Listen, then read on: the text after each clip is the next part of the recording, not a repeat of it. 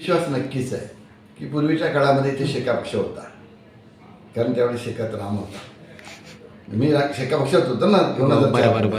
2004ला रामशेठ ठाकूर काँग्रेसमध्ये गेला.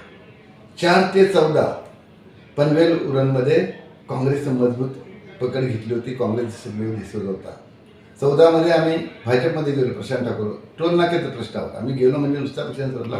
टोल नाक्यावर टोल माफी होते. आम्ही कुठे गेलो? भाजपमध्ये गेलो. भाजपवाल्यांनी आम्हाला जवळ घेतलं आणि त्यांनी आम्हाला चांगलं प्रेम दिलं. कामं करण्यापासून आम्हाला सवय करून घेतलं आणि मग आम्ही भाजपवाले झालो होतो. आता त्यांना शेका पक्षात कृती काम करण्याकरता ज्यावेळी तिथं संधी मिळत नाही म्हटल्यानंतर काँग्रेसमध्ये तिही कामं करून घेतली आणि भाजपला भाजपमार्फत भरपूर मोठी मोठी कामं इथं करतात येत.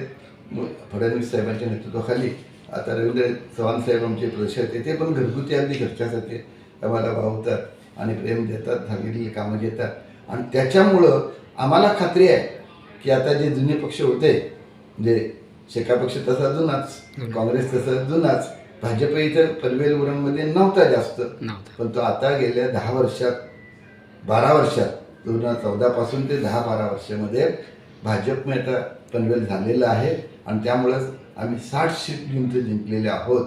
तर ह्याच्या पद्धतीने बघायला गेला तर आता येणार नगरपालिकेसुद्धा आम्ही 90% विजयी होऊ याची मला खात्री आहे. 100% मी बोलत नाही, 90% मतदार